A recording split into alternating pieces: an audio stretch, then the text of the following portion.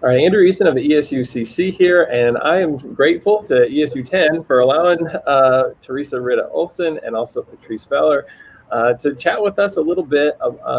We recorded earlier on SEBL, so you should check out that video, but this one in particular is going to be on Educator Self-Care, so making sure that we're in a good place and mindset and looking out for ourselves in the midst of these trying times and at all times, honestly.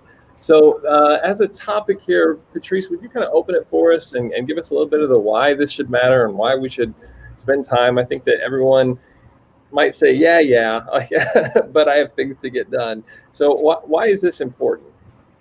Well, I think I heard it best from a gentleman I was watching on a webinar this morning about teaching in the remote environment, that really we should teach with love and caring rather than with lesson plans.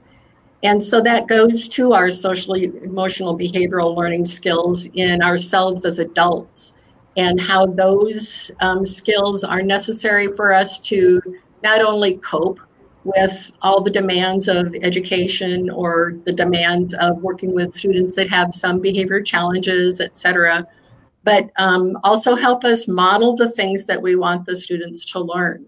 So taking care of ourselves is the way we can optimize our teaching capacity for the best results for kids.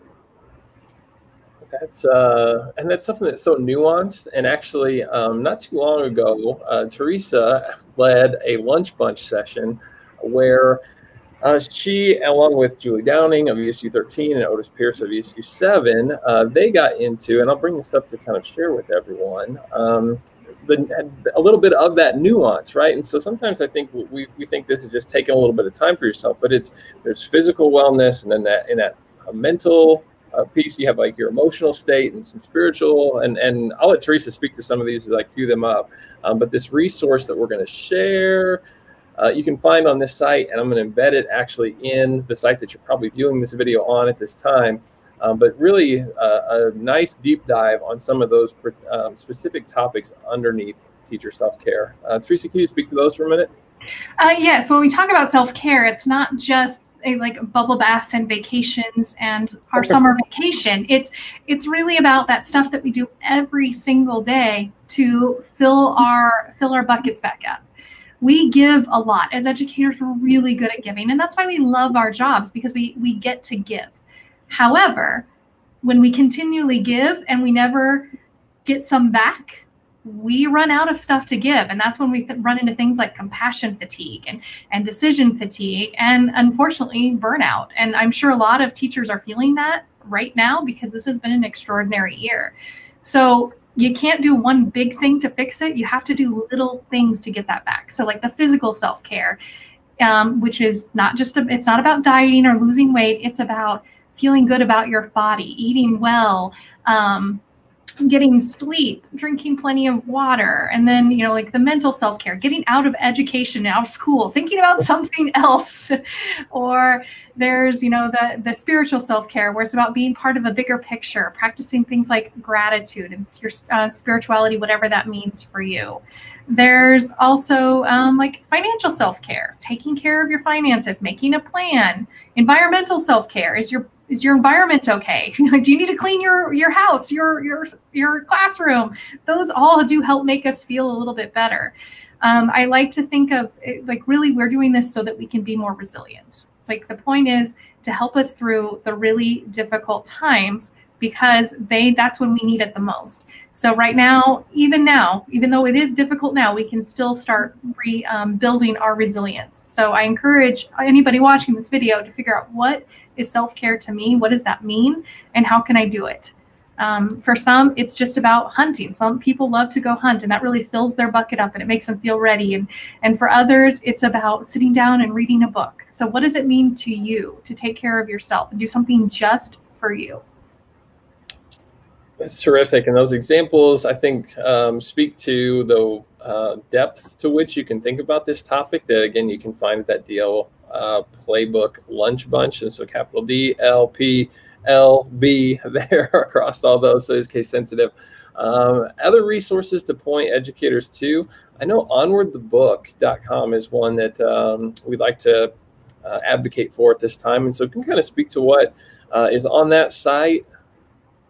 Now, Onward is a book written by Elena Aguilar, and the book is great. So if you're interested in that, I highly suggest it. But the website is also wonderful. Every month there is a different self-care theme. So for example, in December, the theme is focus on the bright spots. It's really easy right now at this time to focus on all the busyness of December, of the ending of the semester, and of course, you know, we've got the pandemic still going on. So really about focusing on what are the bright spots that are happening in your life. So this website has articles and videos and podcasts that you can listen to help you through this difficult time. That's terrific. And yeah, we want to make sure that we're sharing over these types of pieces that can actually help you out. And so in the midst of that too, I know that there's a Facebook group, right, that we can also consider accessing. Yep. Tina Bogren, she's out of, Learning Sciences, and she does Educator Self-Care. So this is, yeah, that's not the link. You know what? You're doing this all on the fly here. That's okay. It's okay. But it's just a Facebook. She's got you can follow her Facebook's profile, and every day she just gives you little nuggets of self-care. And so it's just a nice reminder if you're on social media to have this as another thing that pops up in your feed. Terrific. And that's just it. It's about that kind of mindful revisiting of it and making it the intentional effort to value that. Patrice, any kind of final words as we close out on this topic? I think mainly all I have to say is that if we take care of ourselves, teaching is going to be easier, and we're going to be an exemplar, a model for our students. That's so true, to take care of yourself first before you even consider trying to reach out and help others. That's so critical. So thank you both for your time. Make sure you check out our resources on what is SEBL, is the other one that the three of us have put together. And we're also going to create a video on SEBL resources. And so how do we kind of lead maybe in some of this type of work? SEBL encompasses much more. But be sure to check out those pieces within this site also. Thank you both for your time.